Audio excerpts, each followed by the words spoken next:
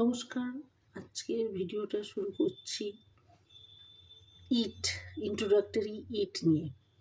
আগের ভিডিওটা আমি দেয়ার নিয়ে বলেছিলাম, THERE দেয়ার। আর একটা ভিডিওতে আমি লাস্টে বলেও ছিলাম, একটা ভিডিওতে দুটো বললে বুঝতে অসুবিধে হতে পারে, সেই জন্যে একটা সেপারেট আলাদা একটা ভিডিও বানাচ্ছি, যেটাতে বলেছিলাম ইট নিয়ে বলবো।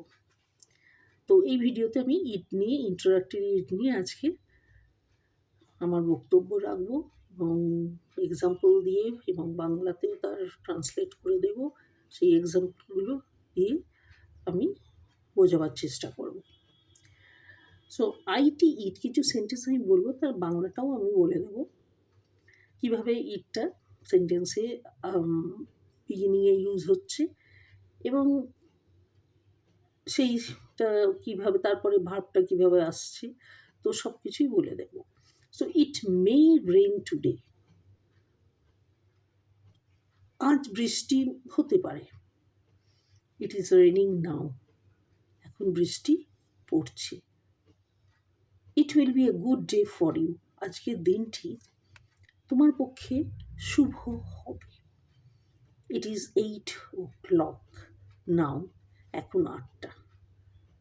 ইট মাইট হ্যাপেন ওয়ান ডে, কোনো দিন এটি ঘটতে পারত। ইট ওয়াজ আ ফাইন ইভিনিং, এটা ছিল এক সুন্দর সন্ধ্যা। তো এইভাবে আমরা ইটটাকে বিগিনিংয়ে ইউজ হবে, সেই জন্য ইন্ট্রোডাক্টরি বলছি, অথবা এটাকে প্রিপারেটরি বলা যায়। প্রিপারেটরিও বোঝা যায় যেটা আগে, beginning. So introductory also beginning, so দুটোই যে কোনো একটা বলা যেতে পারে, আইদার ইন্ট্রোডাক্টরি অর প্রিপারেটরি ইটকে বলা যেতে পারে। তো এরপরে যে ভার্বটা আসে, দেখবি বি ভার্ব মেনলি বসে, তার সাথে ফিউচারের সাথে বি ভার্ব বসে, দেখবে shall be, will be, and is, am, was, তো এগুলো বসে এবং এগুলো সিঙ্গুলার ফর্মে দেখবে, প্লুরাল নয়। আর কিছু মডেল ভার্বও এসে যায় কখনো কখনো, অ্যাকর্ডিং টু সাবজেক্ট ম্যাটার। মে, মাইট আমরা ইউজ করছি, দেখবে এখানে দুটো এক্সাম্পল বললাম। তো এই ইটটাকে এর সেন্টেন্সে বিগিনিংয়ে বসছে, হ্যাঁ, কিন্তু এর কোনো মানে নেই, এর কোনো মিনিং নেই, সেই জন্য একে আমরা ইমপার্সোনাল ইট বলে থাকি। এর কোনো মিনিং নেই, এর কোনো মানে নেই এই যে ইট শব্দটির, তো সেই জন্য একে ইমপার্সোনাল বলে থাকি। তা এর ইটের যে ফরম্যাট হবে সেন্টেন্সে, সো ইট প্লাস যে বি ভার্ব প্লাস আর বাকি যে ওয়ার্ড আমরা বিষয় অনুযায়ী ইউজ করব। তো ভার্বগুলো কি, অ্যাম, ইজ, তারপরে কখনো ওয়াজ, যেরকম ইউজ হয়। এখন কিছু কিছু জায়গায় are, were, shall be, will be use হয়। তো টেন্স যেটা পার্সন নাম্বার অনুযায়ী, যখন এই পরে এক্সাম্পলে আসবো সেখানে দেখবে ইট যখন ইউজ হচ্ছে বিগিনিংয়ে প্লাস, সেখানে জোরের সহকারে ইটকে ইউজ করছি, কোনো কিছু জোর দিয়ে বলছি, সেখানে সেই সব সেন্টেন্সে দেখবে দুটো ভার্ব এসে যাবে। ইটের পরে যে ভার্বটা আসছে দেখবে সিঙ্গুলার ভার্ব আসবে, বি ভার্ব যেটা, বি ভার্ব সিঙ্গুলার ফর্মে আসবে, এবং পরের যে ভার্বটা আসবে ওই একই সেম সেন্টেন্সে, ওটা according to subject singular plural, সেখানে আরও বসতে পারে, সেখানে ওয়্যারও বসতে পারে, টেন্স মানে পাস্ট বা প্রেজেন্ট সেই হিসেবে, হ্যাঁ, কিন্তু প্লুরাল আসতে পারে, আবার ওয়াজও আসতে পারে। তো এটা ডিপেন্ড করছে সিঙ্গুলার প্লুরাল সাবজেক্টের উপর। পরের যে সাবজেক্টটা রয়েছে ইটের পরে যেটা রয়েছে, এরকম ধরনের সেন্টেন্সে দুটো ভার্ব থাকছে, সেকেন্ড ভার্বটা হবে according to the subject singular plural, সেই অনুযায়ী ভার্বটা বসবে সিঙ্গুলার বা plural. Form of be verb যেটা আমরা ইউজ করছি, বি ভার্ব যা বললাম, অ্যাম, ইজ, ওয়াজ, তার যে প্লুরাল ফর্ম, প্লুরাল যে সাবজেক্ট হয় প্লুরাল ফর্ম বসবে তার। তো এইভাবে আমরা পরেরটা দেখব যে কিরমভাবে আমরা জোরের সাথে বলছি। দুটো সেন্টেন্স আমি বলছি, দেখো। It is you who are to blame. তুমিই দোষী। It is you, it is. So ইটটা বিগিনিং আসছে সেন্টেন্সে, তো এখানে জোর দিয়ে বলা হচ্ছে it is you who are to blame. তো এখানে ইটের পরে দেখবে সিঙ্গুলার, সবসময় সিঙ্গুলার ভার্ব দিয়ে আসছে, be verb singular. You who are to blame, who এর আগে যে ইউ, উই এসব বসবে সেগুলো singular plural according to that আমরা ইউজ করবো। সো ইউ এর সাথে তো জানো whether you singular plural doesn't matter, are ই আসবে প্রেজেন্টেন্স। আর we, it is we who are winners.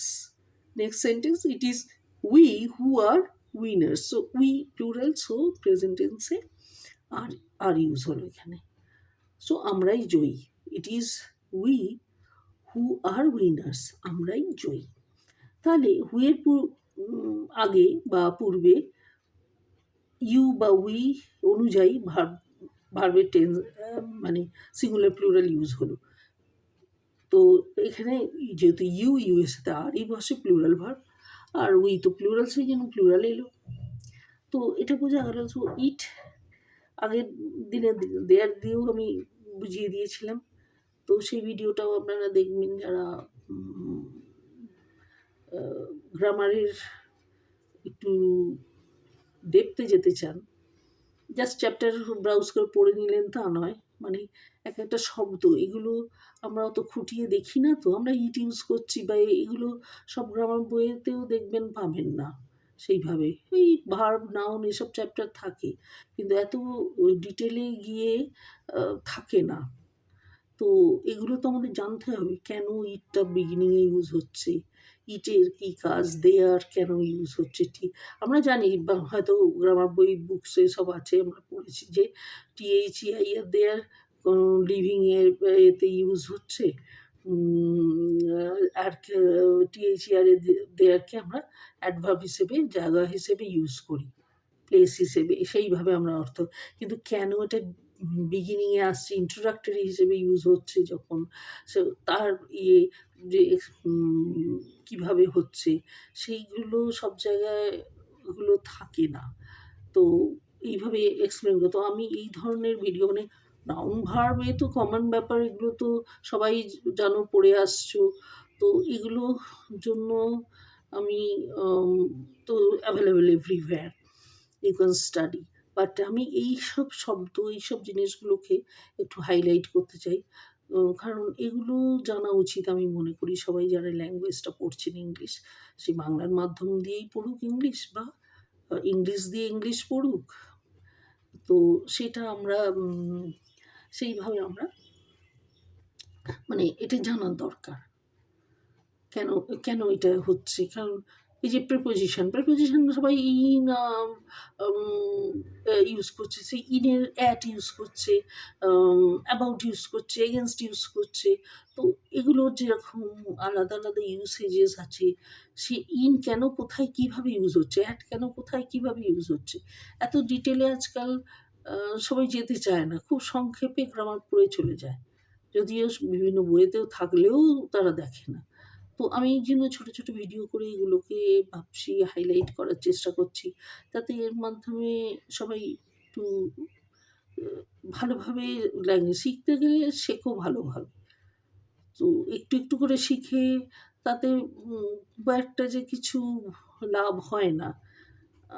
তো স্পোকেন ইংলিশে তো এমনি এমনি মুখে বলে হয়ে যায় কিছু, তাতে তো কিন্তু লেখার এতে যখন লিখছো তখন ব্যবহারে এগুলো জানলে তখন কনফিডেন্স আছে লেখাতে। এসবগুলো জানা থাকলে কী হয় না, লেখাতে তেমন একটা কনফিডেন্স আসে না। স্পোকেন ইংলিশ তো অতটা গ্রামার খুব একটা ফলোও হয় না, সেইভাবে লোকেরা একটা শব্দ দিয়েও একটা উত্তর দিয়ে দিতে পারে।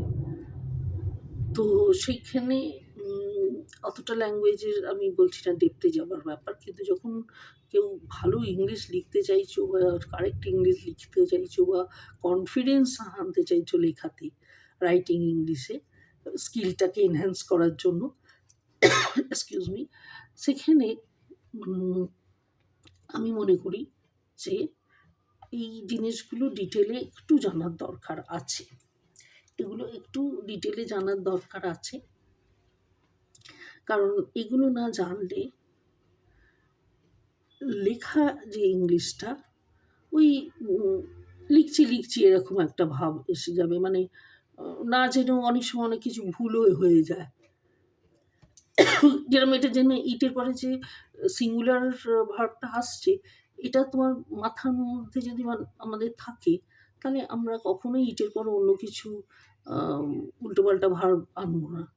কিন্তু সেটা যখন জোরের সাথে বলছি আরেকটা ভার্ব ইউজ হচ্ছে, সেখানে আরেকটা সাবজেক্ট সিঙ্গুলার প্লুরাল হিসেবে আমরা ভার্বটা ইউজ করবো। তো এগুলো যদি জানা থাকে তখন ভুলগুলো হয় না রাইটিং ইংলিশে। তো এইভাবে যদি আমরা গ্রামারটাকে পড়ি, অ্যান্ড এটা এইভাবে পড়লে আরও ভালোও লাগে, ইন্টারেস্টিংও হয় গ্রামারটা। তো সেইভাবে যদি তোমরা দেখো গ্রামারটা, প্রত্যেকটা শব্দ এই কোয়েশ্চেন করো, কোয়েশ্চেন মাইন্ডে আনা চাই, যে গ্রামারে এইটা কেন হচ্ছে, এখানে ওটা কেন হচ্ছে, ওটা কেন বসাচ্ছি, তাহলে দেখবে ইন্টারেস্ট খুব হবে। আদারওয়াইজ গ্রামার মনে হবে খুব বোরিং, মনোটোনাস, চ্যাপ্টার ওয়াইজ এত এত সেই নাউন থেকে শুরু করে এতগুলো 8টা পার্টস অফ স্পিচেস রয়েছে এখানে বইয়েতে, হ্যাঁ, এত এক্সাম্পল, এত এক্সারসাইজ, তখন মনে হবে কী করে করবো, ভয় লেগে যায় ল্যাঙ্গুয়েজ। হ্যাঁ, তো এটা ভয়ের কিছুই নেই, খুব ইজি ল্যাঙ্গুয়েজ। তো ইন্টারেস্ট নিতে হবে। এইভাবে যদি নিজে দেখো এবং মাইন্ডে কোয়েশ্চেন আনো, কেন হচ্ছে, কেন এটা বসাচ্ছি, যে দেয়ারটা কেনই প্রথমে আসছে, দেয়ারের কী কাজ, ইটের কী কাজ, তো সেইগুলো যদি ডিটেল বা দেখবে অটোমেটিক ল্যাঙ্গুয়েজ ইন্টারেস্ট, এবং খুব অল্প সময়তেই এই ল্যাঙ্গুয়েজটাকে আয়ত্ত করে ফেলতে পারবে, এবং লিখতেও লেখাতেও একটা কনফিডেন্স এসে যাবে। তো আজকে এই পর্যন্ত ভিডিওটা শেষ করলাম। নমস্কার।